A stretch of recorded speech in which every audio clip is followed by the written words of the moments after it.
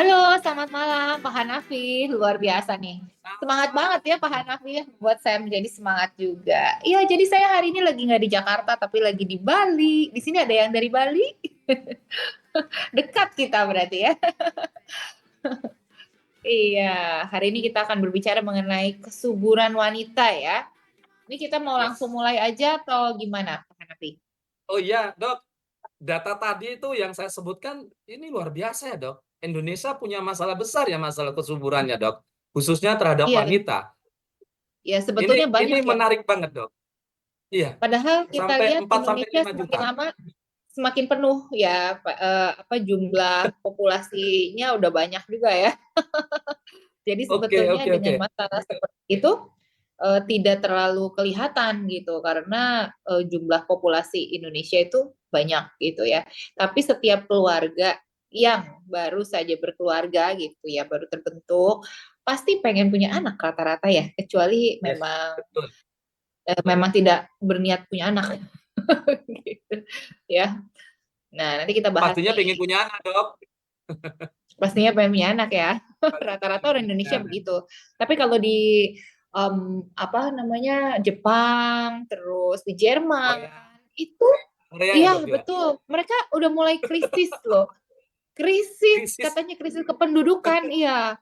Kita sebetulnya punya bonus demografi ya karena penduduk Yes. Indonesia itu banyak gitu. Tapi di luar negeri apalagi di Eropa dia krisis kependudukan karena memang nggak mau punya anak. Nah yang paling susah adalah kalau kita pengen punya anak tapi nggak punya punya anak gitu kan.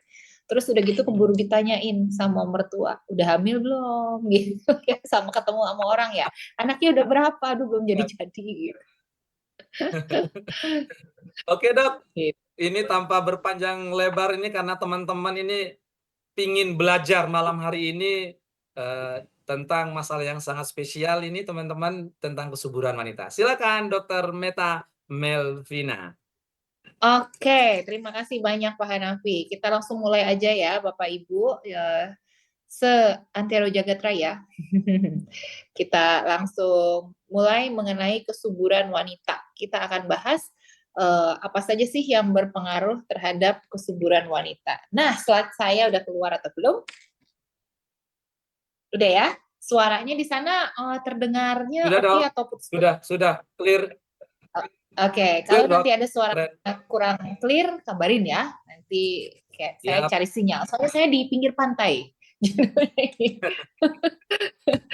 Oke, nah mengenai kesuburan wanita ya, sistem reproduksi wanita itu sebetulnya kompleks sekali ya, bukan hanya berhubungan dengan pasangan, terus kemudian bisa jadi anak, terus semudah itu. Nah, bagi kita yang semudah itu punya anak, itu kita patut bersyukur ya. Tapi sebetulnya proses ini adalah proses yang sangat kompleks gitu. Bagaimana bisa kegiatan itu menghasilkan apa bayi gitu ya. Nah, sistem kompleks ini banyak sekali jaringan yang terlibat. Jadi ada salah satu aja yang bermasalah, entah di ovariumnya ya, atau di rahimnya, atau di spermanya, atau di salurannya bermasalah, itu akan membuat seorang wanita menjadi uh, tidak subur. Nah, jadi banyak sekali faktor yang mempengaruhi kesuburan wanita. Contohnya adalah usia, gaya hidup, kondisi medis ya. Kalau ada penyakit-penyakit tertentu di daerah reproduksi itu juga mempengaruhi kesuburan wanita. Nah, makanya penting sekali untuk mencari tahu kenapa kok susah hamil gitu ya, pasangan kita kok susah hamil kenapa, atau kita susah hamil kenapa. Nah, itu perlu dicari tahu di bagian mana yang bermasalah. Nah, selain secara anatomis, sebetulnya hormon juga sangat berperan penting terhadap kesuburan wanita. Hormon itu mengatur bagaimana sel telur bisa dikeluarkan tiap bulannya. Terus hormon juga mengatur bagaimana kalau telur sudah dibuahi oleh sperma menjadi ini ya, menjadi satu sel, menjadi zigot gitu, itu bisa nempel di rahim. Terus kemudian bisa tumbuh di rahim, bisa tidak luruh, bisa tidak jatuh dari rahim. Itu juga peran hormon juga ada. Selain peran dari dinding rahimnya sendiri gitu. Jadi peran hormon itu penting banget untuk menjaga kesuburan secara optimal. sama seperti tanaman ya, kita memupuk gitu supaya dia tumbuh subur, berkembang ya.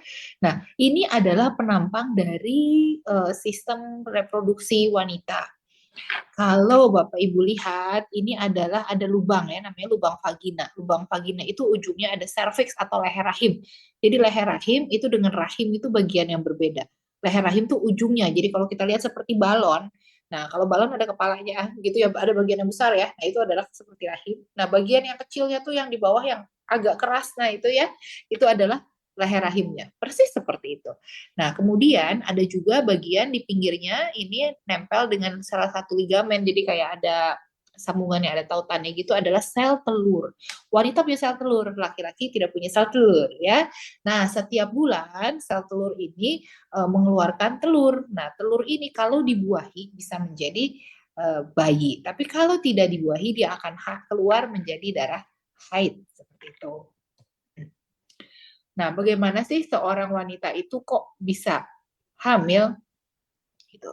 Kenapa seseorang bisa hamil dan bagaimana sih caranya hamil? Wah, jangan-jangan di sini ada yang nggak tahu gimana caranya. Tahu-tahu jadi aja gitu ya, kebetulan gitu. Kebetulan saking sering bikin ya, jadinya jadi ya. Bisa juga sih kalau saking sering bikin terus jadi. Tapi sebetulnya nggak ada yang kebetulan di dunia ini. Sebetulnya ada ilmunya itu bagaimana seseorang bisa hamil.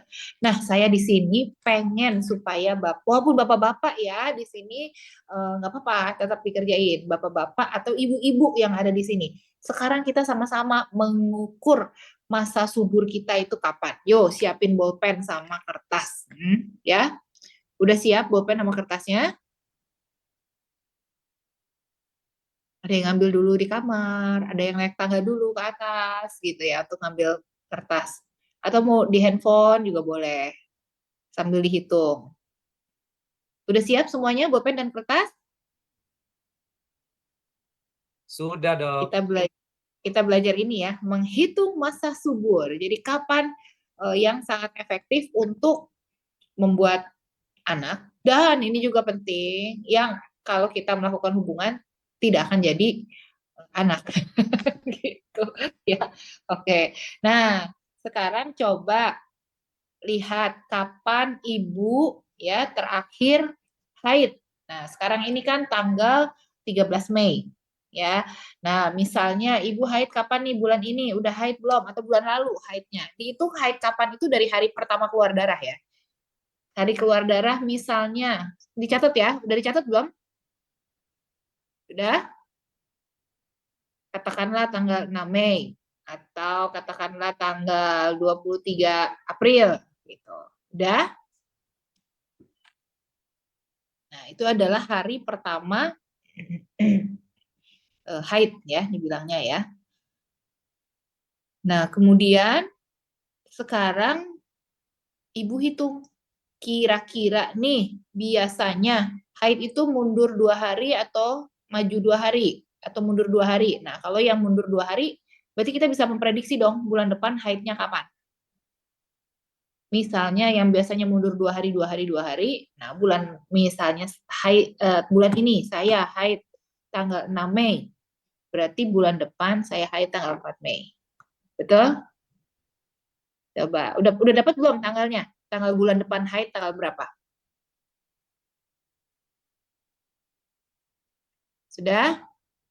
Pak Hanafi bingung nih, kayaknya saya nggak haid soalnya. Cari haid, Tahu aja, Dok. cari. Tahu aja, Dokter Meta. Tapi Pak Hanafi harus bisa supaya nanti bisa mama haidnya kapan? Mama haidnya kapan? Oh, berarti masa suburnya mama itu tanggal sekian. Nah, gitu ya. Berarti yang tidak suburnya itu adalah tanggal sekian gitu ya. Jadi bapak-bapak juga harus tahu. Oke? Udah dapat ya? Bulan depan haid tanggal berapa udah dapat?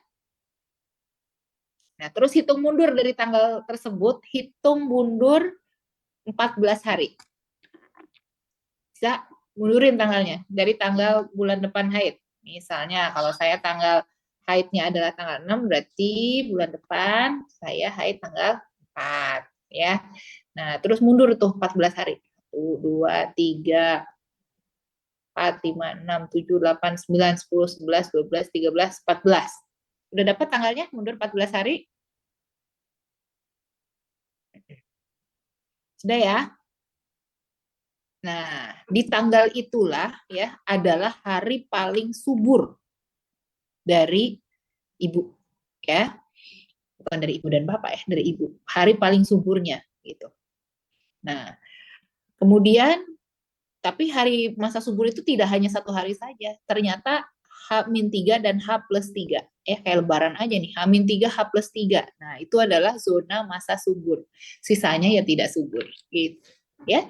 Jadi bagi Pak Sutri yang pengen punya pasangan, kiatnya adalah lakukanlah hubungan seks gitu. Ini kita di sini semuanya sudah dewasa kan? Lakukanlah hubungan seks di 7 hari itu ya, H-3, H+3, dan hari suburnya. Nah, itu lakukan di situ setiap hari. Kalau memang sel telurnya bagus, yang lainnya semua bagus, spermanya juga larinya kencang, itu jadi gitu ya. Nah, tapi kalau seandainya dikerjakannya udah jarang-jarang, suaminya jarang pulang, kerjanya di luar kota, wah pas pulang itu pas lagi eh, tidak subur, ya nggak jadi-jadi gitu ya. Jadi ada masa subur seseorang itu penting untuk diketahui supaya kita bisa efektif kapan bisa menghasilkan anak gitu. Nah, ini ada proses pembuahan ya. Jadi banyak yang kita nggak sadari sebetulnya dalam hidup kita ini. Misalnya ini kan indung telur keluar tadi ada telur ya, kita perempuan tuh ada telurnya keluar, terus kemudian ketemu sperma nih, sperma lari habis hubungan seks, itu sperma lari, sperma itu larinya jalan loh dari situ sampai sini, makanya butuh sperma yang larinya kuat banget karena bisa tembus ke sini, tembus terus spermanya lari nih sampai ke sini.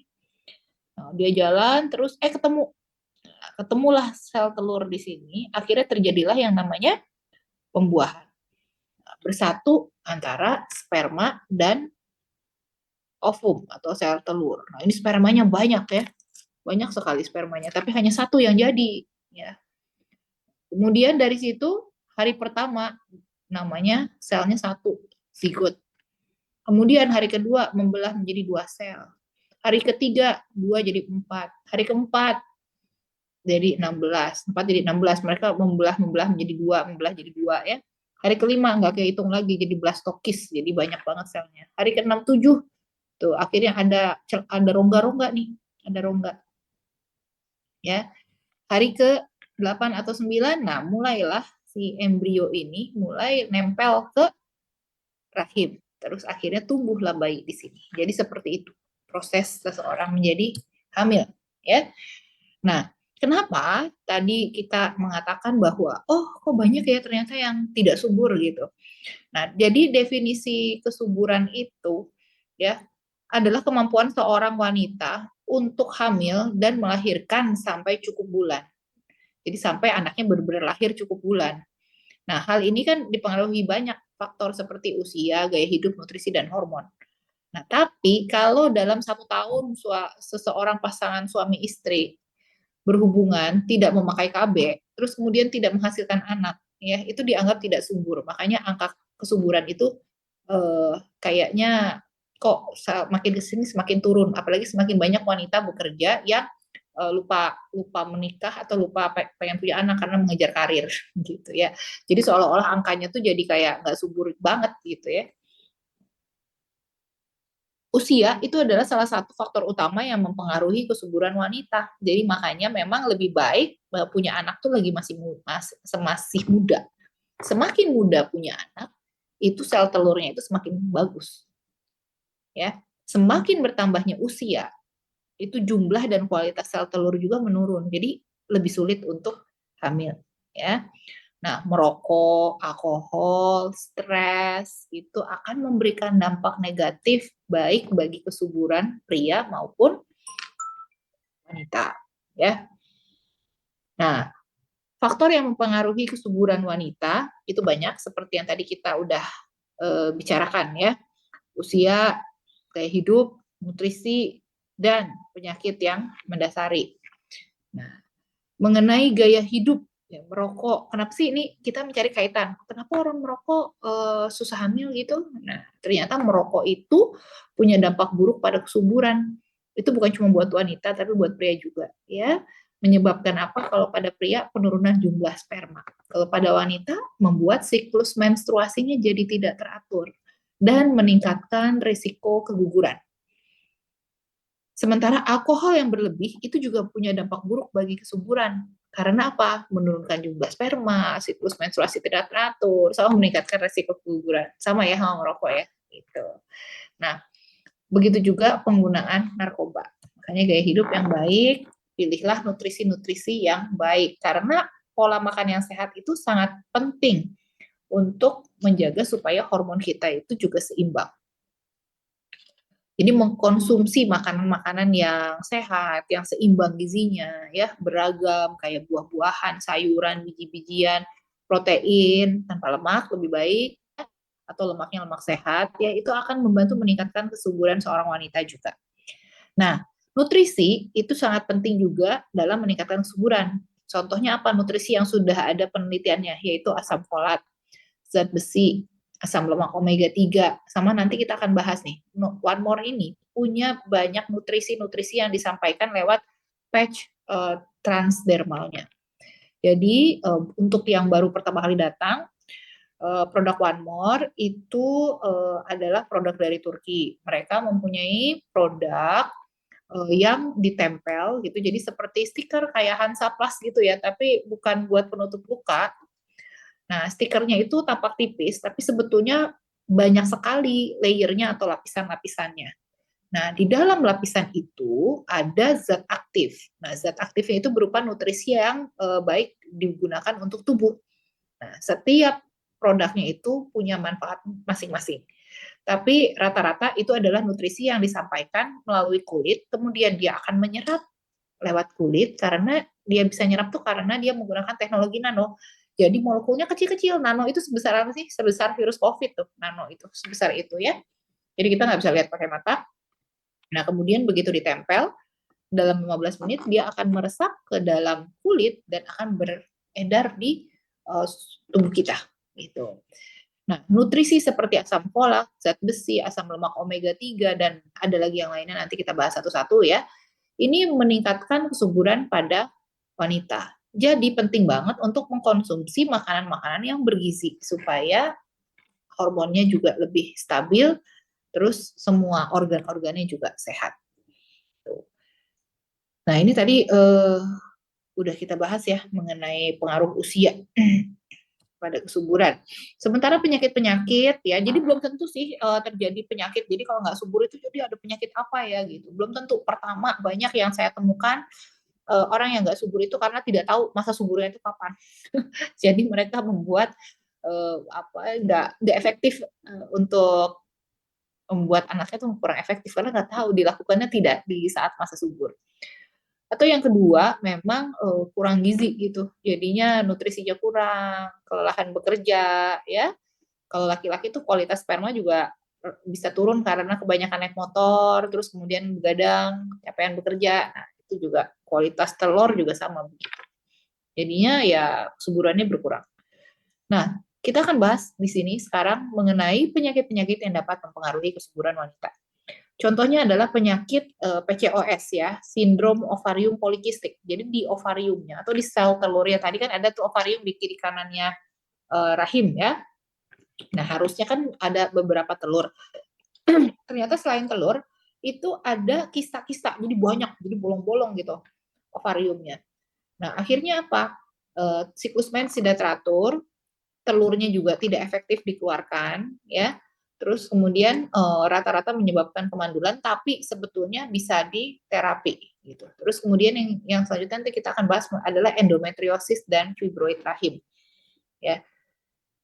Nah, kalau untuk PCOS ini terjadi ketidakseimbangan hormon di dalam tubuhnya. Nah, juga ada beberapa orang yang mengalami diabetes gitu. Penyebab pastinya itu sebetulnya nggak diketahui, kemungkinan sih genetik ya. Tapi beberapa orang PCOS itu ada resistensi insulin, jadi kayak mirip kayak orang diabetes. Ada ketidakseimbangan hormon juga ya. Jadi ini biasanya dikasih obat untuk diabetes juga, dikasih hormon juga, terapi hormon ya. Nah, juga perbaikan gaya hidup. Karena apa? Banyak sekali zaman sekarang orang makan junk food atau digoreng-goreng, makan makanan yang tidak sehat, akhirnya menimbulkan sel telurnya juga menjadi kurang sehat, ya. Nah, ini perlu diperbaiki.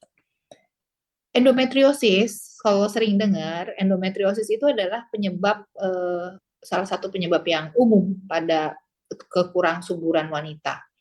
Ini di mana jaringan yang biasanya melapisi rahim, ya, kan jaringan rahim kita tiap bulan itu luruh, terus kemudian dia berdarah, kan dia tumbuh lagi tebal, nanti dia berdarah lagi gitu kan. Pas lagi berdarah itu jaringan-jaringannya kan luruh ya. Kalau nggak luruh, kita tiap bulan tambah tebal ya. Nah, ternyata ada sel-sel yang rahim itu tapi tumbuhnya tuh di luar rahim, misalnya di mata atau di dalam perut ya. Jadi di mana-mana tuh bisa ada. Makanya dan sel itu bisa ikut berdarah saat haid. Jadi bisa aja tuh matanya jadi berdarah kalau ketempelan sel endometriosis. Nah, endometriosis ini belum banyak dipahami dengan baik gitu, tapi kemungkinan disebabkan karena kelainan hormon dan genetik. Contohnya rasanya itu seperti nyeri haid banget, nyeri saat berhubungan seks, ya mandul, terus kemudian ada perdarahan-perdarahan saat haid tapi di tempat lain bukan lewat vagina, ya. Nah, ini banyak terapi yang dipakai untuk pengobatan endometriosis, bisa ada pembedahan, bisa dikasih obat biasa atau dikasih hormon. Nah, sementara kalau seseorang memiliki masa atau timbul fibroid atau fibrosis ya jaringan ikat di rahimnya seperti ini, nonjol-nonjol begini, itu akan mengganggu sel zigot yang tadi habis pembuahan telur dengan sperma mau nempel, itu jadi susah kan nempelnya dengan banyaknya benjolan-benjolan seperti ini. Nah, makanya ini perlu dibedah sih benjolan-benjolannya. Biasanya ini ada masalah hormonal, masalah metabolisme juga, dari lemak juga bisa, ya, atau masalah genetik. Nah, itu perlu pembedahan. Nah, selain itu ada juga peran hormon dalam kesuburan wanita. Seperti kita ketahui ya, yang paling penting adalah estrogen dan progesteron. Itu adalah hormon pada wanita. Ya, estrogen itu adalah hormon utama yang terlibat dalam kesuburan wanita. Ini mengatur siklus menstruasi dan membantu mempersiapkan rahim untuk kehamilan. Sementara progesteron adalah hormon yang sangat penting dalam kesuburan wanita dalam mempersiapkan rahim supaya rahimnya bisa menjadi lebih tebal. Supaya saat zigot nempel di situ sudah tebal dan menjadi media, kayak media kalau tanaman tuh media tanamnya tuh udah subur gitu loh. Jadi tanahnya tuh subur, jadi bisa berkembang dengan baik zigotnya. Ya. Nah, ini adalah gambar dari sel dinding rahim. Kalau kita lihat ya, ini hari ke, oh ini enggak ada harinya ya, nggak ditulis ya. Jadi ini tuh kita lihat saat lagi dinding rahim tinggi-tingginya, tebel-tebelnya, kemudian progesteron, estrogennya habis ya, turun ya. Ini kan masa haid nih, masa haid, pas lagi masa haid dia langsung habis ya. Ini hormonnya juga turun nih dalam keadaan rendah nih hormonnya. Ini hormon ovarian, hormon tuh dari progesteron dan estrogen. Progesteronnya yang pink apa nih, pink cerah ya. Kalau yang estrogennya yang agak gelap gini.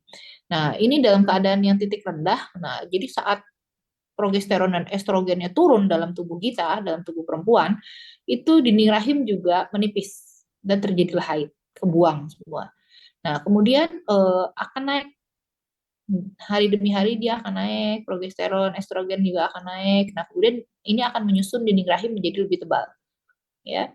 Nah, ini jika tidak terjadi pembuahan, ini yang terjadi di ovarium atau di sel telur kita ya seperti ini. Nah, kalau udah di sini ovulasi ternyata tidak terjadi penempelan, akhirnya dia masuk lagi ke dalam fase haid. Tapi kalau ovulasi atau pengeluaran sel telur ya terus kemudian terbuahi oleh sperma, akhirnya selama 9 hari kan dia nempel tuh akhirnya ya. Saya tadi yang tadi gambar di awal kan prosesnya adalah 9 hari ya buat nempel ya. Nah, kemudian dia nempel di sini dan ini membuat dinding rahim akan terus tebal selama 9 bulan harusnya kalau hormonnya stabil. Ya, kadang-kadang itu yang menyebabkan keguguran, hormonnya tidak stabil baru 3 bulan, baru 4 bulan, kemudian dia luruh lah dinding rahimnya, ada perdarahan lah gitu ya. Itu kalau ada ketidakseimbangan hormon. Nah, itu salah satu yang menyebabkan tidak subur juga. Gitu. Nah, selain hormon estrogen, progesteron, ada juga ini follicle stimulating hormon, ya, mempersiapkan hormon lain. Nah, ternyata gangguan tiroid dan hiperprolaktin itu kebanyakan hormon untuk mengeluarkan air susu. Nah, itu juga bisa membuat gangguan pada siklus menstruasi. Kalau gangguan pada siklus haid, itu artinya terjadi masalah juga untuk ovulasi atau pengeluaran sel telur itu dari ovarium, ya ada masalah juga. Nah, ini amenorrhea ini tidak haid, ya.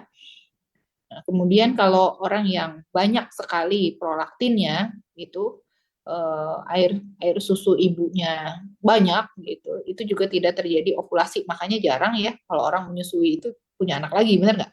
Lagi menyusui karena memang dia adalah KB alami yang dimana saat menyusui itu prolaktinnya tinggi, itu menyebabkan ini hormon FSH LH turun, akhirnya tidak terjadi ovulasi. Ya, ovulasi itu pengeluaran sel telur dari ovarium. Nah, kita bisa mengecek kadar kesuburan kita lewat laboratorium, ya. Jadi hormon-hormon itu bisa dicek. Selain pengecekan hormon, kita juga bisa melihat ketidaksuburan itu lewat USG. USG kita bisa lihat nih, ini adalah folikel dari ovum atau ovarium, ya. Jadi sel telur kita dilihat nih ada berapa sel telur. Kalau ini berarti ada 10 nih, berarti bisa punya 10 anak. Banyak ya. Tapi kalau ini cuma ada berapa nih? Cuma ada 2 nih yang bulat-bulat. Nah, ini ovarium yang seperti ini yang di kanan itu tandanya memang kurang subur karena cuma ada 2. Kalau ini ada banyak tuh ya. Jadi ini kalau terbuahi satu itu ya bisa punya 10 anak tuh. Sementara HSG adalah hysterosalpingografi, ini adalah gambar pencitraan untuk melihat apakah saluran ini tuh jalannya bagus nggak, jalan tolnya nih, jalan tol infrastrukturnya untuk si sperma jalan menemui ovum ini macet apa enggak, mandek apa enggak. Ini seringkali mandek karena seseorang punya keputihan. Makanya keputihan itu harusnya bisa diatasi dengan baik, ya. Keputihan itu harus bisa ditangani karena keputihan dari bawah sini itu bisa naik ke atas, akhirnya bisa membuat sumbatan di daerah tuba. Kalau ada sumbatan di daerah tuba atau pembengkakan di daerah tuba, otomatis sperma itu nggak bisa nyampe, nggak bisa ketemu sama sel telur. Akhirnya nggak terjadi juga nih anaknya. Ya, contohnya adalah gambar seperti ini ya di kanan. Nah, ini blok, tubanya terblok, ya kan? Saat dicek HSG itu ternyata mampet sebelah. Nah, jadi teknik untuk meningkatkan kesuburan wanita itu seperti apa ya?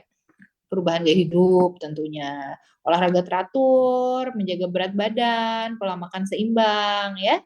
Terus kemudian bisa menggunakan beberapa obat penyubur, contohnya clomiphene citrat, gonadotropin, terus letrozol, ya. Terus ada juga teknologi yang banyak membantu untuk kesuburan, contohnya kayak inseminasi atau bayi tabung, ya. Nah, itu juga bisa menjadi salah satu pilihan. Nah, terapi hormon itu adalah terapi yang saat ini cukup efektif untuk mengatasi ketidaksuburan yang disebabkan oleh gangguan hormon, kalau memang hormonnya bermasalah, ya. Karena terapi ini bisa membantu mengatur pengeluaran sel telur, begitu meningkatkan juga kualitas sel telur, sehingga peluang untuk terjadinya pembuahan atau kehamilan itu menjadi lebih tinggi. Nah, kalau dari One More, punya apakah One More yang bisa mendukung meningkatkan kesuburan pada wanita? Contohnya adalah yang bisa dipakai adalah 3 produk ini. Nah, dipakainya tiga-tiganya ya, jangan cuma satu. Karena apa? Nanti kita akan belajar ternyata di sini tuh punya banyak manfaat dan setiap ini manfaatnya nggak bisa tergantikan dengan yang lainnya. Saya mau pakai satu aja cobain gitu ya. Itu iya cuma dapat itu aja berarti nggak dapat secara holistik. Nah, B12 plus, Omevia dan Ladies Night. Ada apa aja di dalam mereka? Nah, Ladies Night itu di dalamnya ada omega 3, ada arginin, ada zinc, ada jahe, ada ginseng, ada diskorea, udah gitu kemudian bulbifera, ada semanggi merah, ladyperox ya. Fungsinya apa? Ini pertama bisa menyeimbangkan tingkat estrogen dan semua hormon kewanitaan lainnya. Kemudian mencegah pembentukan kanker rahim. Contohnya yang fibroid itu ya kan karena hormonal juga dia ya. Nah, itu bisa distabilkan. Nah, kemudian membantu meningkatkan kualitas sel telur, menambah kesuburan wanita, dan memberikan lebih banyak oksigen ke organ seksual. Nah, setiap organ kita itu diperdarahi oleh pembuluh darah. Nah, kalau seandainya pembuluh darahnya macet ke daerah rahim, itu otomatis rahimnya jadi kurang oksigen, kurang nutrisi. Akhirnya kalau ada pembuahan yang nempel ke rahim, itu jadi nggak subur. Ya, makanya kalau ada masalah pembuluh darah di organ tersebut, itu ya perlu kita rilis juga, masalahnya perlu diselesaikan. Ya, pernah melihat tanaman ini? Pasti pernah. Sering kan kita ngelihat tanaman ini tuh yang gampang gitu loh, yang suka kita cabut terus dia bisa kayak powder gitu ya, terus kita taburi terus dia bisa tumbuh banyak gitu. Ini tuh sebetulnya namanya red clover atau semanggi merah. Ini bisa menyembuhkan ketidaksuburan pada perempuan, memperlancar aliran darah, terus kemudian mengembalikan siklus haid yang tidak teratur, membantu menenangkan tubuh dari gejolak fisik dan emosional, ya, jadi lebih rileks gitu, menstimulasi tingkat hormon estrogen karena dia ini adalah tanaman yang tergolong sebagai fitoestrogen, jadi dia tanaman tapi penghasil estrogen gitu. Terus kemudian dia menenangkan atau mengendorkan sistem saraf ya. Nah, ini juga ada ada jurnalnya sih. Dia bilang kalau red clover ini bisa menyembuhkan ketidaksuburan pada laki-laki dan perempuan. Tapi kita overclaim kalau menyembuhkan ya kan, kita nggak berbicara wah ini bisa menyembuhkan itu sebetulnya. Cuman ya saya ngambil aja dari yang ada sih, saya tulis di situ. Nah, ini red clover ini juga mengandung berbagai macam nutrisi dan mineral penting untuk menjaga kesehatan rahim baik sebelum maupun sesudah kehamilan. Artinya yang ini bisa dipakai untuk orang yang sedang hamil juga. Ya. Nah, kandungan nutrisi dan mineral yang dimaksud di dalam red clover ini adalah vitamin C, fosfor, kalsium, magnesium, kalium, ya, tiamin, kromium, niacin ya. Dan itu memang diperlukan untuk mempersiapkan tubuh untuk kehamilan yang sehat. Nah, ini Diosphorea bulbifera. Ini tanamannya seperti ini. Katanya tanaman ini tuh sebetulnya nggak ada di Indonesia. Kalau kita lihat mirip ya, ada tanaman seperti ini. Tapi ada yang namanya potato air katanya. Apa ya potato air itu ya? Kentang udara. Aneh banget sih kentang udara. Ya katanya nggak ada tanaman di sini, adanya di Florida, terus di Arizona gitu ya. Ini nggak ada di Indonesia. Nah ternyata tanaman ini tuh banyak yang namanya hormon steroidnya, ada steroid diosgenin ya. Ternyata ini adalah material utama yang biasa dipakai oleh tubuh, maksudnya tubuh kita ya, untuk membuat eh, hormon steroid, contohnya hormon kayak progesteron, estrogen gitu ya. Nah, selain itu ini kalau ini banyak ya, ada ginseng sama ada jahe. Nah, sementara jahe ini dia adalah dulu banyak banget manfaat jahe ya, selain untuk masalah saluran cerna ya, banyak ya. Nah, salah satunya juga untuk kesuburan. Ternyata jahe itu bisa mengurangi peradangan yang ada di dalam saluran reproduksi wanita. Juga bisa detoksifikasi karena ada efek antimikrobial atau jadi kayak ada antibiotiknya gitu. Jadi bisa detox ya. Terus kemudian ginseng ini meningkatkan peredaran darah ke daerah organ reproduksi wanita. Kalau tadi kita lihat yang gambar pertama itu kan banyak sekali ya ini yang perdarahan itu banyak. Nah, ini loh gambar-gambar pembuluh darah. Nah, di sini tuh harus diperdarahi oleh perdarahan yang banyak gitu. Jadi kaya akan oksigen, pertukaran oksigen dengan CO2-nya bagus ya. Tapi kalau peredaran di situ kurang baik, ya jadi kurang subur juga. Nah, kemudian ginseng juga bisa membuat si uterin tuh, si rahimnya tuh tonus rahimnya menjadi lebih kuat. Kalau rahim agak kendor, itu jadi kaplek-kaplek gitu ya. Tapi kalau rahim itu kencang, mengkel gitu. Nah, itu kalau ada zigot nempel, itu juga nempelnya lebih kencang ya. Dan bisa membuat hormon menjadi lebih seimbang. Nah, sementara omevia ini kita tahu di dalamnya ada omega 3, DHEA dan pregnenolon. Ya.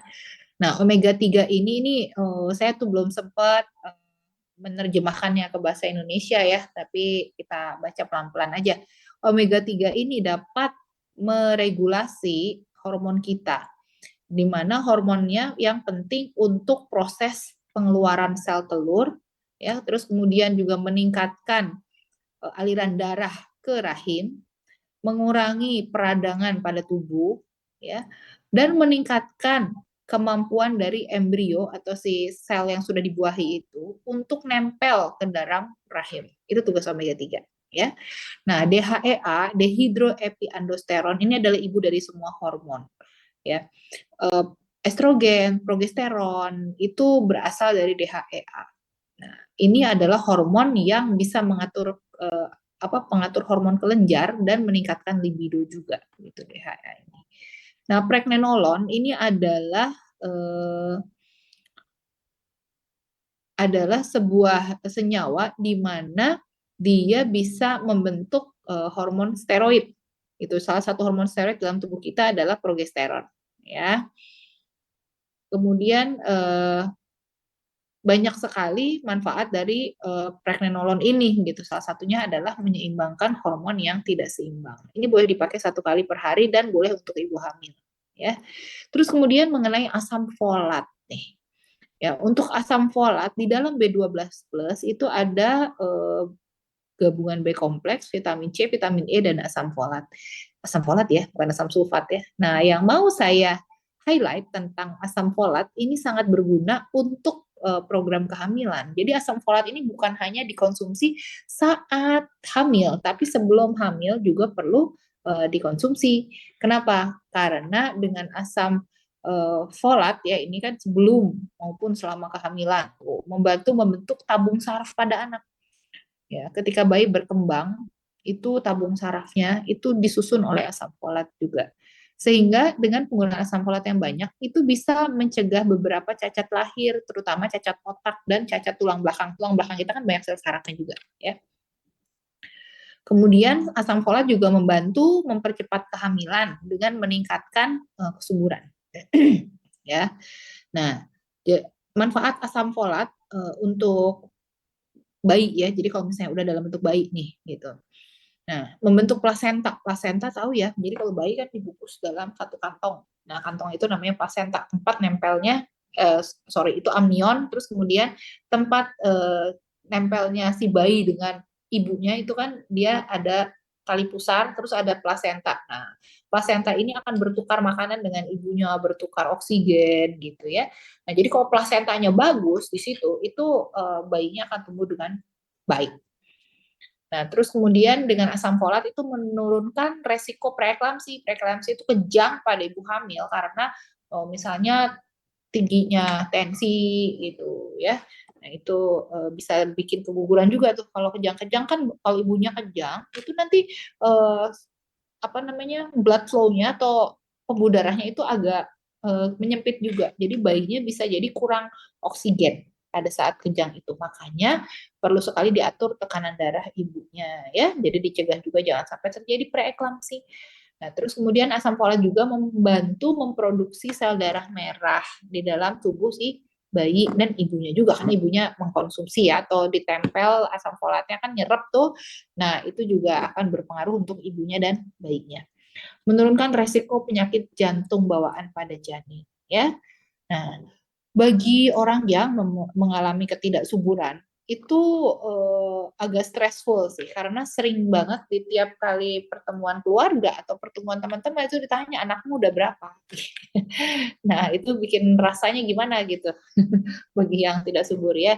Jadi perlu kita pahami gitu infertilitas ini jangan sampai dijadikan masalah emosi juga ya. Jadi memang butuh dikonselingkan, terus dilihat juga pasangannya seperti apa. Jangan-jangan yang ketidaksuburannya itu bukan dari wanitanya, tapi bisa juga dari prianya ya. Gitu. Jadi kan untuk membuat anak itu perlu andil dua belah pihak. Jadi yang dicek bukan cuma wanita aja. Kita perlu memberikan dukungan konseling juga ya untuk pihak memang yang sulit punya anak ini. Biasanya mereka tertutup karena malu gitu.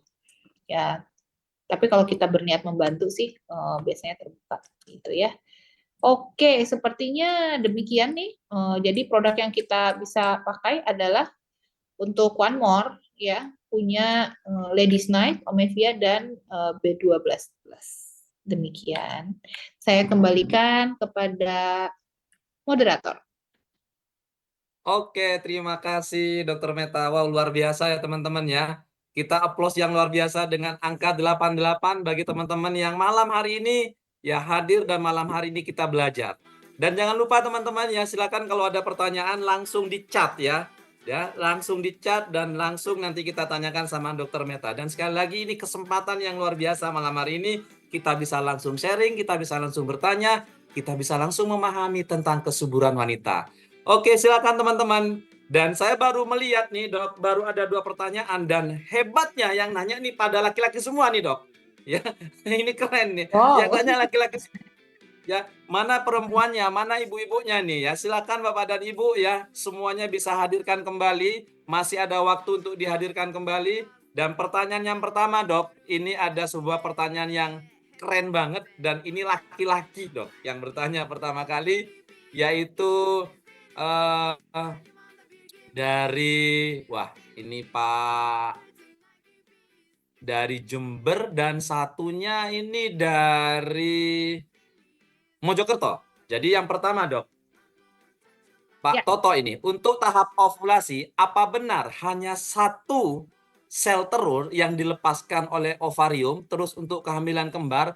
Apa betul satu sel telur tadi dibuahi oleh 2 sperma? Ini yang pertama, Dok. Oke. Kemudian yang Ya. kedua, langsung aja, Dok ya.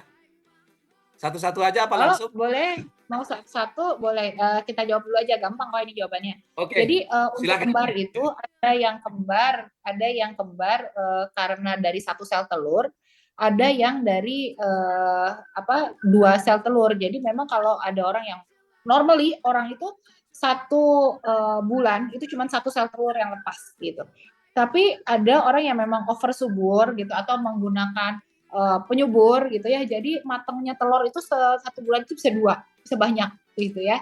Nah, kemudian dia dibuahi oleh satu-satu oleh spermanya itu, sperma yang satu dengan yang lain juga membuahi, bisa ya, atau bisa juga berasal dari satu telur kemudian satu sperma, cuman pas lagi pembelahan, pas lagi membelah mereka ternyata menjadi dua gitu ya. Jadi itu yang bisa jadi kembar siam. Tapi kalau misalnya berasal dari dua telur dan dua sperma itu nggak jadi kembar siam gitu. Ya itu satu-satu berkembang sendiri-sendiri, cuman barengan gitu berkembangnya. Nah kalau yang bisa nempel sampai kembar siam lengket, yang kadang-kadang jantungnya cuma satu, kepalanya dua gitu ya. Nah itu biasanya dari satu sel telur dan satu sperma. Oke, luar biasa nih teman-teman malam hari ini pembahasannya. Dan ini satu hal yang, Dok, sebelum nanti kita lanjutkan dengan pertanyaan berikutnya, saya ingin menanggapi dari penjelasan dokter tadi, sehingga nanti bisa merespon yang hadir malam hari ini untuk lebih bertanya lebih detail lagi. Satu hal yang menarik yang sering kita temukan, Dok, di lapangan, pertama bahwa seringkali kita temukan kasus masalah kesuburan pada wanita ini, Dok, berkaitan dengan obesitas. Hmm, Dengan ya obesitas. betul. Seringkali seringkali itu kita temukan, Dok. Apakah benar obesitas itu juga menjadi salah satu indikator wanita tidak subur dan bagaimana penjelasannya mungkin secara medis, Dok? Silakan, Dok. Iya, betul. Sebetulnya obesitas itu adalah masalah untuk segala macam penyakit. Ya, Hmm, jadi kalau udah punya obesitas itu segala macam tuh bermasalah deh. Mulai dari metaboliknya juga masalah. Terus yang jelas yang berhubungan dengan kesuburan ya, dengan adanya orang obesitas atau gemuk ya. Terus kemudian sel lemaknya banyak, itu akan terjadi gangguan hormon. Kita tahu hormon itu dibuat dari lemak ya. Tetapi kalau kebanyakan akhirnya menjadi tidak seimbang regulasinya. Itu yang paling dekat hubungannya dengan obesitas gitu. Jadi bukan masalah dia kepencet gitu ya karena kegendutan lemak gitu. Tapi yang paling banyak itu adalah masalah hormon sih, gangguan hormon. Jadi jangan siap, obes Dok. dong. Oke. Berarti benar ya, Dok. kalau orang yang obesitas, perempuan yang obesitas, diturunkan dulu ya dok ya, berat badannya ya, Ya, baru program hamil. iya, iya Gitu ya baiknya dok ya? begitu, baik. Oke, Kan harus oke, oke. sehat karena nanti nggak sehat juga daerah situ mungkin peredaran darahnya juga jadi sempit karena banyak lemak ya kan. Jadi kalau peredaran darah ke arah rahimnya kurang baik ya akhirnya susah juga buat hamil gitu. Yap. Ayo semangat pejuang Oke, obesitas kita langsing. oke. Ini ada pertanyaan juga ini dari Jember dok, Jawa Timur. Wah, ini kalau mau ke Ya, Bali deket juga nih dok, nggak jauh juga nih kalau deket mau ya. ke Bali.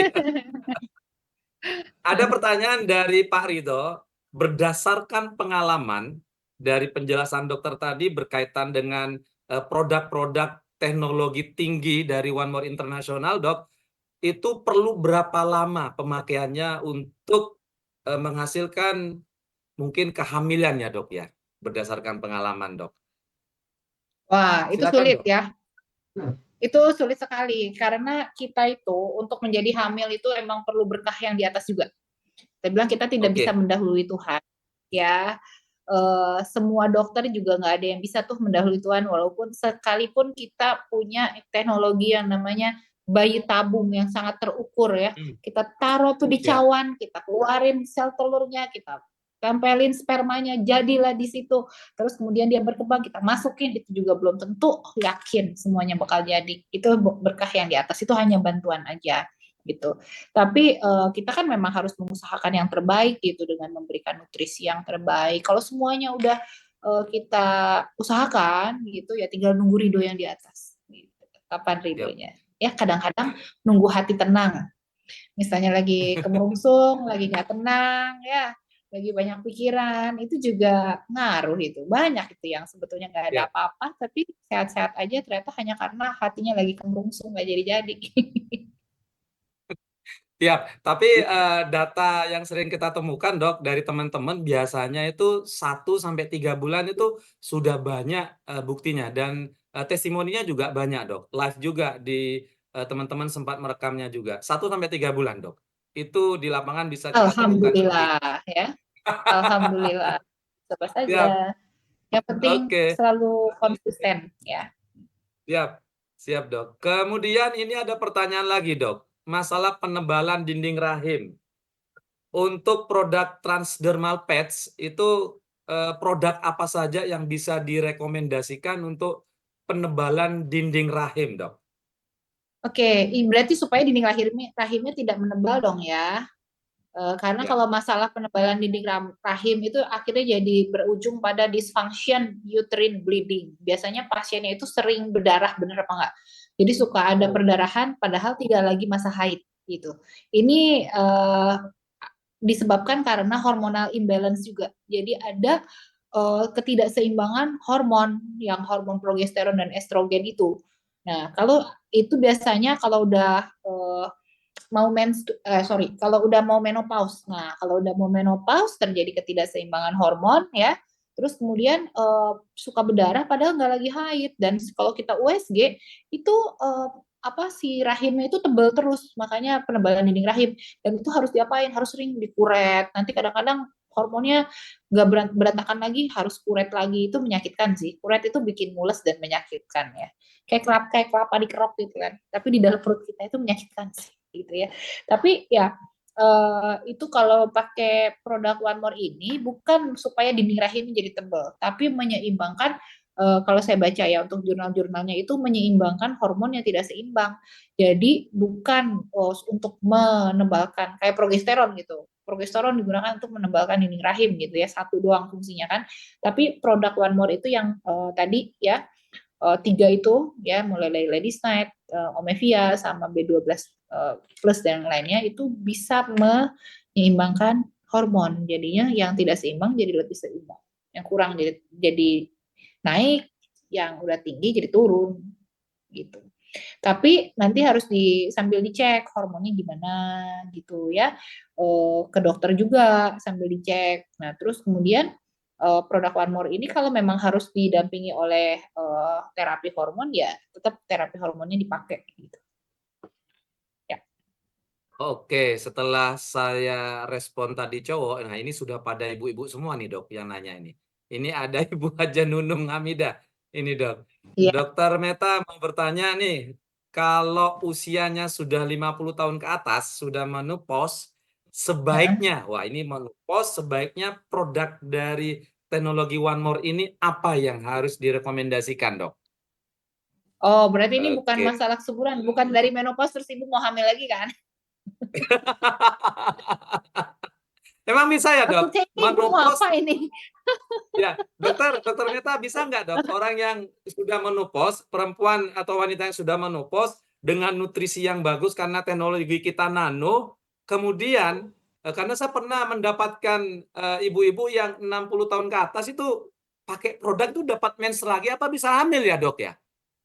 Oh, bisa jadi subur lagi gitu ya? Enggak sih, Iya. kalau memang produksinya udah habis ya udah. Tapi ya kalau masih premenopause ya, kalau Oke. premenopause itu masih bisa. Makanya kenapa saat orang premenopause itu ada yang namanya hormone replacement therapy. Jadi kayak menopause-nya itu diperlambat gitu supaya nggak cepet-cepet jadi menopause gitu.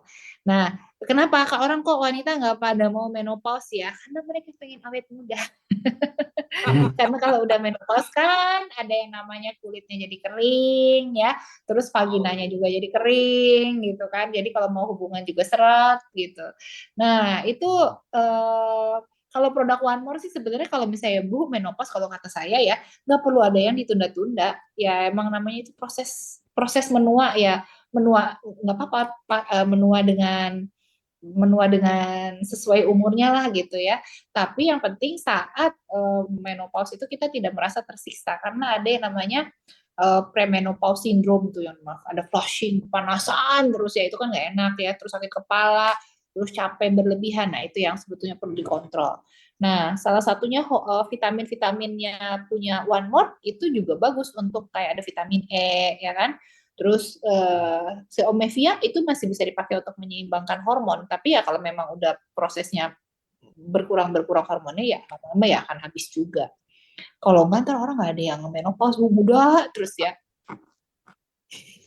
Tapi ngomong-ngomong yang menarik dok, waktu awal-awal saya join One More, yang namanya Omevia itu dok, saya baru sekitar 5-6 bulan itu baru dapat Omevia.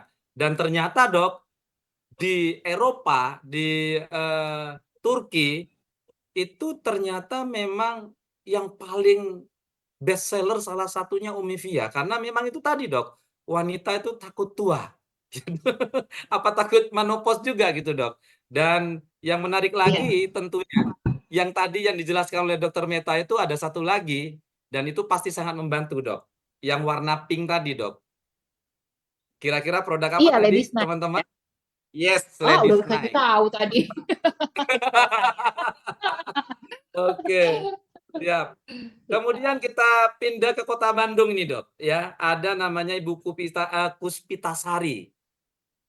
Faktor apa yang menyebabkan lahir prematur di usia 7 bulan atau 8 bulan lahirnya, Dok? Wah, ini bukan lagi juga berkaitan dengan kesuburan nih, Dok. Jadi faktor yang menyebabkan Ya, prematur, tapi Dok. Ini termasuk sih. Jadi oh masuk termasuk ya, sih Dok ya? kalau yang Siap. karena kan Oke. definisinya bukan cuma asal jadi hamil, tapi menghasilkan Oke. jadi tidak keguguran sampai bayinya tuh lahir dan bayinya lahirnya Hmm. hidup gitu terus sehat gitu ya. Nah prematur juga kan ada yang ending dengan baik gitu ya, dia tetap aja besar gitu gedenya jadi besar di luar gitu. Tapi ada juga yang Betul. memang jadi bermasalah kan dengan prematur itu apa ada jantungnya yang bermasalah lah, belum paru-parunya belum kebuka lah gitu ya, macam-macam sih masalahnya. Nah itu juga macam-macam juga prematur tuh ada bisa dari genetik baiknya ya sama kayak keguguran bisa dari genetik baiknya bisa juga dari jenis apa kayak kekuatan dari si rahimnya kalau misalnya rahimnya juga nggak kuat gampang lepas ya itu juga bisa jadi bayi lahir prematur plasentanya jadi lebih lepas lebih gampang lepas gitu nah itu juga bisa jadi lahir udah gitu masalah hormon kan harusnya kalau kita hamil itu ya kayak balon. Nah, janinnya di dalam rahim, terus kemudian si serviksnya tuh megang kenceng gitu supaya bayinya nggak bablas ke bawah. Kalau misalnya serviksnya udah mulai kendor, ya kendor ya akhirnya bayinya bisa molos gitu kan. Nah, ini kekuatan kekuatan serviksnya, ototnya juga itu juga ngaruh sih gitu ya. Jadi bisa lahir sebelum harusnya lahir. Banyak faktor yang Siap, siap, siap. berpengaruhnya. Oke. Teman-teman, ini gimana nih teman-teman? Apakah kita lanjut? Nah, ini biar semangat, saya ingin tahu responnya teman-teman nih dengan angka 999. Karena tentunya pertanyaan-pertanyaannya nih makin luar biasa nih dok ya. Ini keluar semua nih mak-mak nih pertanyaannya yang dahsyat-dahsyat ini ya. Silakan teman-teman angka 99-nya biar kita semakin semangat malam hari ini kita belajar dengan Dokter Meta. Dan ini ada pertanyaan yang menarik lagi dok dari Bu Anita nih dok. Ya, Bu Anita ini bertanya bahwa beliau ini penderita PCOS ya dok ya, PCOS PCOS kan. ya, Nah, ya politik PCOS ya. ya. Sudah 4 tahun menikah dok, ya sudah 4 tahun menikah tapi belum memiliki momongan dan salah satunya juga disebabkan haid yang tidak lancar. Ya. Pertanyaannya nih dok, ya bagaimana untuk mengetahui masa suburnya? Wah ini kayaknya nggak ngikutin dari depan ya dok ya. Silakan dok. Oh ya emang kalau kalau mungkin ngikutin dari depan cuma tetap bingung karena karena orang Oh, PCOS, iya, karena orang oke. PCOS itu haidnya tidak teratur gitu. Jadi dia Oh, saking tidak teraturnya dia bingung ngitungnya kapan aku suburnya gitu kan. Emang susah. Jadi hmm, gimana cara ngitung masa suburnya itu memang harus evaluasi pakai sama dokter kandungan ya. Jadi dilihat tuh oke. hormonnya, jadi dicek regular pas lagi saat ini hormonnya tuh lagi gimana, terus nanti berapa hari kemudian dicek lagi tuh hormonnya lagi naik apa lagi turun, perbandingan antara estrogen, progesteron, terus LH dan FSH. Ya itu 4 hormon itu harus sering dicek. Tapi kita tahu ya namanya ngecek hormon itu mahal banget, bisa berapa juta, Oh, berjuta-juta itu ngecek hormon itu harganya gitu ya. Nah terus ya, kemudian ya. apa mengenai mengenai PCOS ini harus memang menggunakan obat juga seperti metformin juga ya. Itu metformin itu kan obat diabetes sebetulnya. Tapi itu dipakai buat buat PCOS gitu. Terus berat badan harus dikontrol juga, dilihat gitu ya, berat badannya gimana. Nah, memang panjang sih tata laksananya gitu ya, nggak cuman jadi multimodalitas banget gitu. Jadi segala semuanya tuh kayak harus dicobain gitu. Nah, kayak perubahan gaya hidup ya, itu nutrisi juga harus pakai yang bergizi gitu. Terus olahraga harus rajin ya. Nah, itu nanti akan terjadi perbaikan keseimbangan hormon dulu gitu. Terus kemudian nah terus harus dicek sel telurnya ada berapa. Nah, terus Hmm. sering USG ke dokter kandungan sambil dicatat gitu. Nah, terjadi ovulasi apa enggak, folikel. Jadi folikel di sel telur kita di ovarium itu kalau di USG itu bisa kelihatan oh ini folikel masih kecil, oh ini yang udah mau keluar, udah mau menetas, menetas kayak kayak ini ya, kayak bebek aja menetas. Tapi ya dia mau keluar gitu. Kayak jerawat bisul mau Oke. keluar gitu ya. Nah, itu bisa jadi sel telur yang bisa nanti kemungkinan dibuahi oleh sperma. Nah, itu harus dilihat dulu matang apa enggak, menjadi folikel the graft apa enggak. Kalau enggak matang-matang, ya enggak akan jadi-jadi gitu. Nah, sekarang berarti targetnya adalah bagaimana supaya bisa menghasilkan sel telur dengan telur yang matang gitu. Nah, itu segala sesuatunya harus dikontrol ya. Oke, Ada Dok. juga dikasih penyubur. Nah, tapi yang pakai produk One More pakai itu aja. Nah, sambil tetap yang lainnya diusahakan ya. Banyak kok orang PCOS yang bisa hamil, Siap. tetap optimis Sudah jelas ya. ya, Bunda ya, pertanyaannya ya sudah dijawab dengan luar biasa dari Dokter Meta. Oke, Dok. Kita lanjut lagi nih pertanyaannya nih. Ini keren banget nih. Dok, umur 40 tahun masih bisa hamil nggak? Saya bisa jawab nih, Dok. Kalau punya suami bisa kali ya, Dok. Silakan Nggak Dokter punya Meta. suami juga bisa. Nggak punya suami juga bisa. 40 tahun dengan pola hidup gitu ya, kondisi hari ini gitu ya, Dok ya. Wanita 40 tahun Bisa. itu masih bisa hamil, Eh, Dok. Silakan, Dok. jangankan 40 tahun ya, 50 tahun kalau masih haid, masih ada menstruasi, masih Oke. teratur, itu masih bisa punya anak 50 tahun juga. Berarti aman Itu ya asal dok, empat asal puluh belum tahun ya? menopause. Ya. Selama belum menopause itu masih bisa hamil. Nah, kebetulan saya umur 40 tahun nih. Nah, jadi kemarin itu saya baru ganti IUD ya, karena saya pakai IUD terus ganti Oke. sekalian USG. Itu di sel telurnya di USG masih ada 5. Jadi itu masih bisa punya 5 anak Wah, lagi. wow.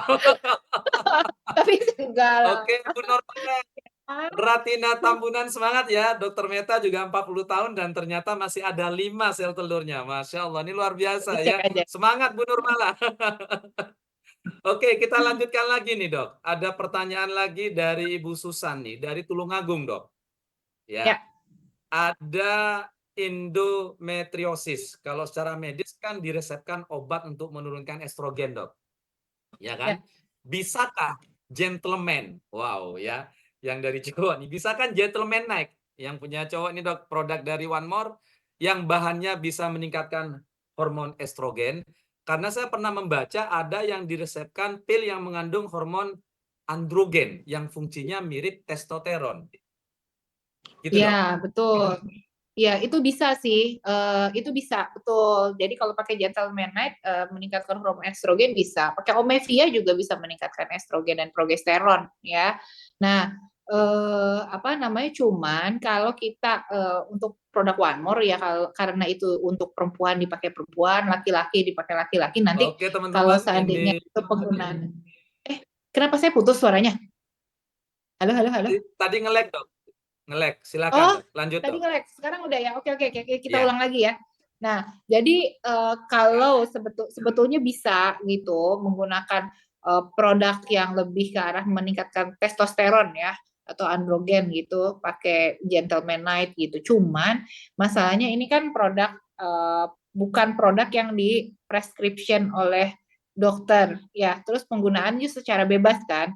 Nah, tapi sudah dilabel gitu, ini buat laki-laki, ini buat perempuan gitu. Nah, nanti kalau kalau kita tidak menggunakan sesuai dengan label seharusnya gitu, itu nanti kalau timbul efek samping jadi bermasalah ya kan. Nah, jadi lebih baik pakai sesuai dengan seharusnya gitu.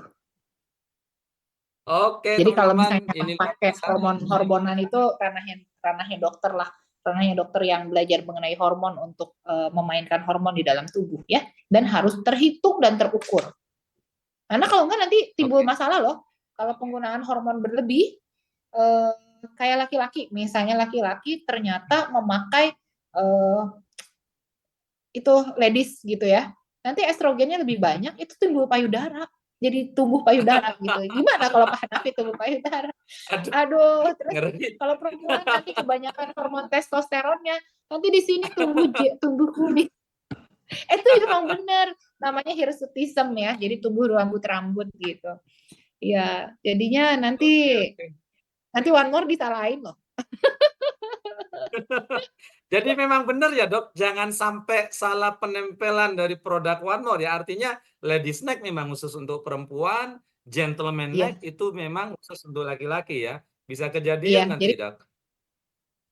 jadi kalau mau memang dimainkan dosis hormonnya itu nanti sama dokter kandungan dan itu dan dokter hormon ya, androlog. Siap. Oke, selanjutnya nih dok. Wah, masih banyak nih pertanyaannya nih. Makin malam kok makin banyak Seru ya. ceritanya ini. Seru kalau udah bicara tentang kesuburan. Bahkan tadi ada yang nyeletuk. Kesuburan laki-laki belum ya? Sepertinya belum ya dok ya.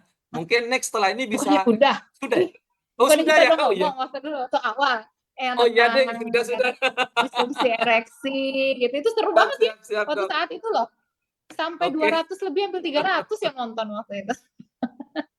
Ini yang malam ini 1120 kok dok. Tenang aja dok. Makin malam makin rame ini dok Oh, ya. iya Teman-teman ayo iya. silakan dihadirkan kembali ya. Dan monggo pertanyaan-pertanyaan terbaiknya. Nah kita lanjutkan dok. Kalau misalnya sering suntik KB yang per 3 bulan, itu apakah Ya. ada dampak kepada rahim? Apakah bisa rahimnya nanti nggak subur dok?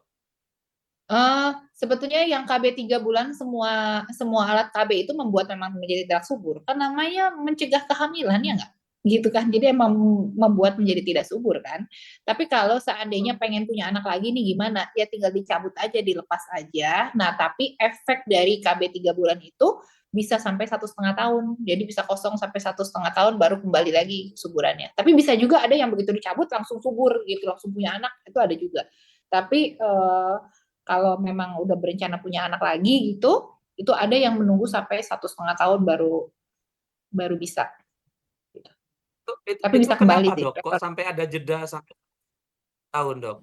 Ya, ya karena kan Dokter memang Med? dibuat menjadi tidak subur. Saya nggak ngelek kan? Oke, Nah, dibuat menjadi tidak subur ya. Nah, terus supaya menjadi balik lagi hormonnya menjadi stabil, ya butuh waktu gitu. siap. Oke, teman-teman, saya yakin ya teman-teman masih semangat ya, karena ini masih ada pertanyaan beberapa lagi nih dok. Dan ini luar biasa, nggak terasa sudah jam 9 nih dok ya. Kita masih punya waktu ya dok ya. Sedikit lagi dok. Moga-moga dokter Meta masih mau menemani kita semua, masih semangat. Dan sekali lagi teman-teman ya, beri semangat yang luar biasa karena dokter Meta yang ada di Bali itu, wah ini luar biasa teman-teman ya. Menyempatkan diri, menyiapkan materi, ya hadir pada malam hari ini. Karena beliau memang sangat sibuk teman-teman. Sekali lagi teman-teman, angka yang terbaik buat beliau 58, 58, 58 sehingga semuanya mapan. Ya, yang pingin punya anak ya semakin mapan, ya yang pingin perencanaan untuk kehamilan juga makin mapan teman-teman. Oke, silakan teman-teman Amin. 58 58-nya ya.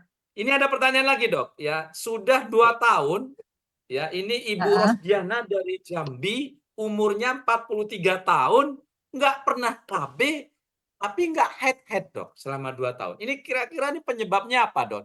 Dan apakah dari Yang One saya More mau juga bisa?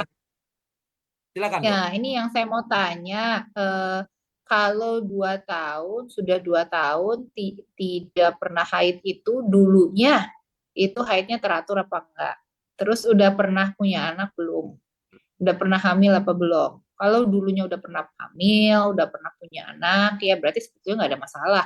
Dan 2 tahun nggak Oke. haidnya ini kemungkinan ya karena memang apa namanya masuk kayak premenopause gitu. Karena ada juga orang yang premenopause dini, jadi umurnya kayak masih muda tapi kok nggak haid gitu. Tapi harus dicek juga ya ini makanya kasusnya bisa macam-macam nih. Bisa bisa juga misalnya dari dulunya nggak pernah haid secara benar gitu. Terus memang haidnya ada yang per 3 bulan sekali, itu termasuk subur loh. Ada orang yang haidnya per 3 bulan, per 3 bulan, per 3 bulan. Itu termasuk haid yang teratur. Tapi kalau 2 tahun nggak haid, nah ini perlu ditanya ini. Perlu ditanya. Coba dijawab lagi Bu, pertanyaan saya. Karena Ibu ceritanya silakan panjang banget. dijawab lagi, apakah sudah pernah punya anak atau sudah pernah melahirkan? Kalau tadi penjelasan dokter Meta, kalau sudah pernah melahirkan, pernah punya anak, itu bukan suatu masalah ya dok ya, secara medis ya dok ya. Iya, berarti Normal-normal aja kemungkinan ya. ke arah mau menopause aja. Oke, oke, oke. Ini ada pertanyaan yang cukup jauh nih dok. Dari Takengon nih Ya, dok, dari Aceh ya. ini.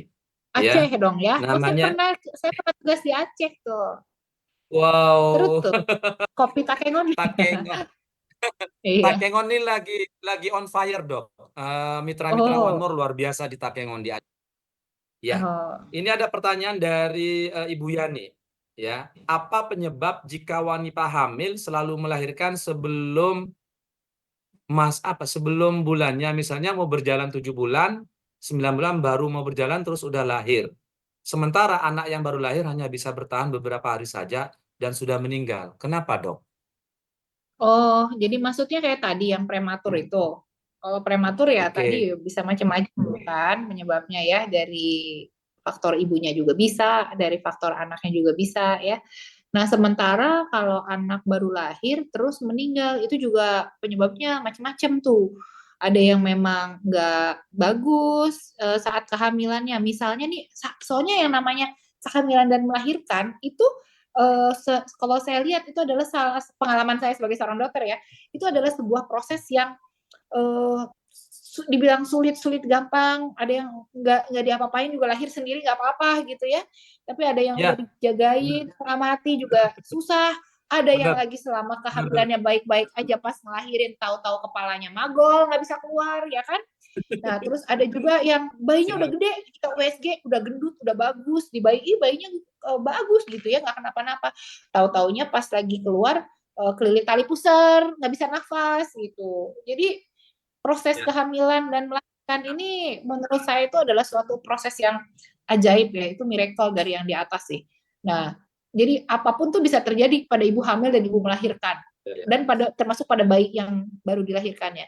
Tapi itu yang saya bilang itu mengingatkan kita sama Tuhan. Itu bayi apa makhluk Oke. paling ringkih itu adalah manusia loh. Coba anak gajah begitu lahir bisa jalan, benar nggak? Iya Siap kan? dok. Anak Betul. gajah tuh lahir-lahir bisa Ya. jalan, anak orang sampai umur 1 tahun loh baru bisa jalan, ya. Nah, jadi tuh manusia itu makhluk paling ringkih banget ya. Jadi gitu yang ya kan kita harus bahwa kita tuh nggak ada apa-apanya tuh sebagai manusia gitu. Nah kalau bayi itu ya itu apapun bisa terjadi sih. Jadi penyebabnya macam-macam. Apa beberapa hari meninggal juga bisa karena memang kelainan kromosom, kelainan genetik ya. Jadi kayak faktor seleksi alam Hmm. itu juga bisa. Ini menyangkut pertanyaan dari Ibu Nandayani. Ini juga udah dijawab sama Dokter Meta ini. Jadi ada sebuah pertanyaan dok.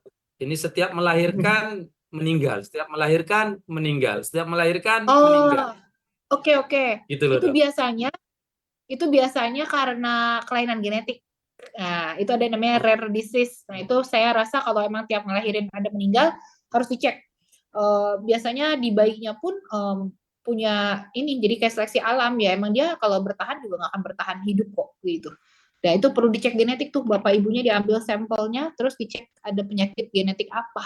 Biasanya kromosomnya kelainan atau kecacatan gitu. oke, oke.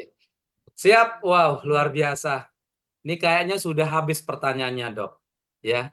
Dan ini teman-teman, malam hari ini kita benar-benar mendapatkan ilmu yang luar biasa, pembahasan secara detail bahwa ternyata memang pertama yang namanya manusia ini sangat unik, apalagi proses kehamilannya ya, Dok ya. Unik betul ya, Dok ya.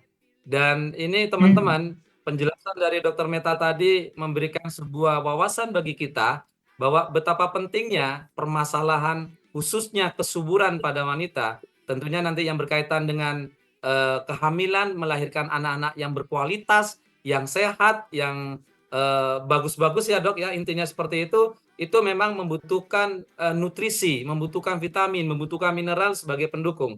Dan One More International memberikan sebuah solusi yang sangat simpel.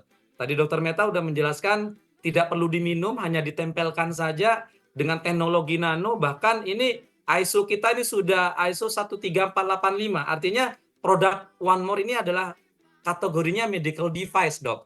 Ini luar biasa.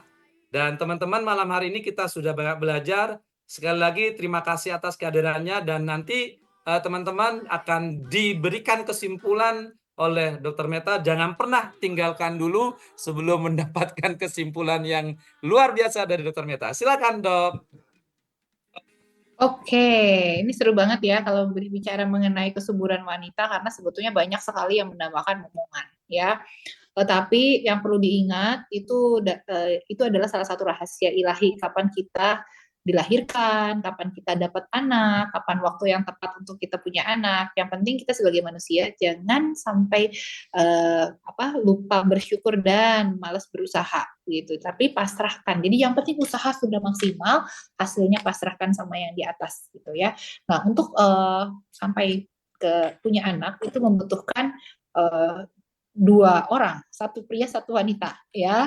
Nah, jadi perlu dicek juga apakah ketidaksuburan itu hanya dari wanitanya aja, ataukah sebetulnya dari prianya juga. Karena kelainan sperma itu juga bisa menjadi dan seringkali menjadi masalah pada uh, timbulnya sulit hamil, ya.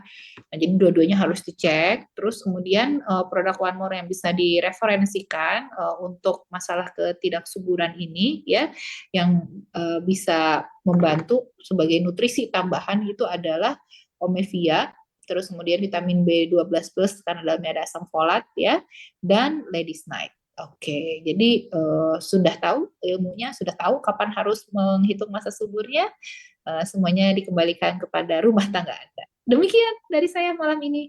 Saya kembalikan ke Pak Hanafi. Oke. Terima kasih Dokter Meta. Dan setelah penjelasan semua malam hari ini, silahkan berkembang biak, Bu. Ya, teman-teman semua. Dan untuk mendukung proses perkembangbiakannya, ya kesehatan ya, yang terbaik dari para wanitanya, jangan lupa selalu tempelkan produk yang direkomendasikan oleh Dokter Meta. B12 Plus, Omevia, dan satu lagi tadi apa teman-teman? Ayo teman-teman apa? Ya, Ladies Night. Ini produk-produk yang recommended yang luar biasa. Oke, Dokter Meta, terima kasih atas kehadirannya dan saya sangat senang sekali malam hari ini, sangat bahagia sekali mendampingi Dokter Meta sampai tuntas acara malam hari ini dan sekali lagi teman-teman, kita applause yang luar biasa, musiknya silakan dikeluarkan Mas Dimas. Kita applause yang luar biasa buat Dokter Meta dengan angka terbaik 8888. Terima kasih Dokter Meta. Selamat malam, saya Terima Muhammad kasih Hanafiah banyak. dari Jalan Mundurkan Diri. Terima kasih. Selamat bertugas Dokter Yine Meta. doğuyor ufukta bir güneş, uzanıyor kalbim.